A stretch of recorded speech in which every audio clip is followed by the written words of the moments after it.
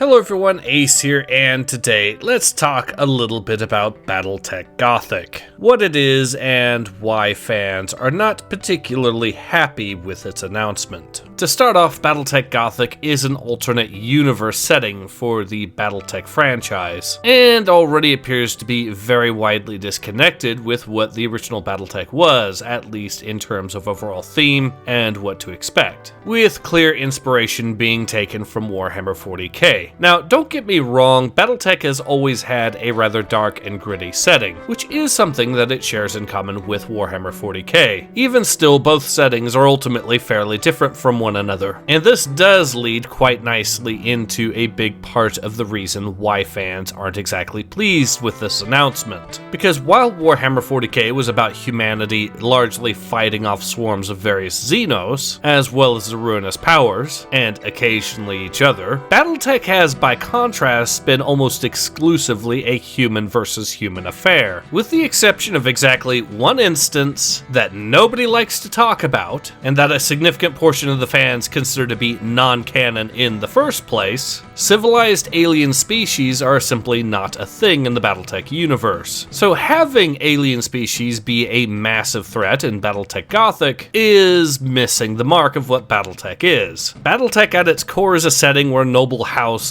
genetically modified clans, mercenaries for hire, and the occasional pirates are all battling for various planets. People love BattleTech not because it's just like Warhammer 40k, but instead because it's different to Warhammer 40k. It is and has been very much its own setting. For a while, BattleTech was actually more mainstream than Warhammer 40k was. In the realm of video games, for example, BattleTech had the MechWarrior and Mech-Commander games as well as later Mech Assault, all of which were major franchises back in the day, in some cases being releases that were absolutely revolutionary to video game history. See MechWarrior 2 being a major motivator for people to buy GPUs, and Mech Assault popularizing Xbox Live when it came out as two notable examples. Don't get me wrong, Warhammer 40k has also gotten its own share of excellent titles in its own right, but they tended to come a little bit later on, with the first major Warhammer 40k release that anyone talks about being Dawn of War from 2004. My point here, though, is that BattleTech never needed to copy Warhammer 40k to be successful. It was already successful in the first place, and the only reason its popularity waned was as a result of the Harmony Gold situation preventing the release of new stuff, a situation that took quite a while to resolve ultimately. And then of course there's the whole issue of the multiple time periods that BattleTech is known for, what with their different playstyles and equipment being available, which leads to the big question of how you're going to update all of that and then create a brand new alternate universe altogether with its own various time periods. And all of this is ignoring the most pertinent question of who exactly asked for this? Who asked for BattleTech to turn into Diet 40k? The answer is no one. No one wanted BattleTech to turn into Diet 40k. Warhammer 40k itself already exists, and even if you've abandoned Warhammer 40k because of the way GW has been behaving for the past few years, that still doesn't mean that you're going to want BattleTech to turn into the exact same thing, the thing that you just chose to abandon out of sheer frustration. And in a lot of cases, the people that chose to abandon Warhammer 40k did so because of lore changes and lore breaks, kind of like the whole alternate universe idea for BattleTech Gothic. And don't forget, we already saw what happened in the case of Star Wars, when Disney decided to declare that the old EU lore as an alternate universe to the official Disney canon, which resulted in the EU lore being largely ignored and not updated, while the Disney canon got all the updates, and very much for the worst, mind you, with Disney taking Star Wars straight off a cliff as part of its new direction. With all of this context in mind, I feel it's easy to see exactly why fans of BattleTech aren't exactly pleased with the announcement of BattleTech Gothic, and why it is receiving flack as a result. Maybe by some miracle the stars will align, it'll somehow be decent, but that's not exactly odds I would want to bet on, especially with the track record of over a decade of new directions for other IPs. But in any case, this has been Ace. Hope to see you guys again soon.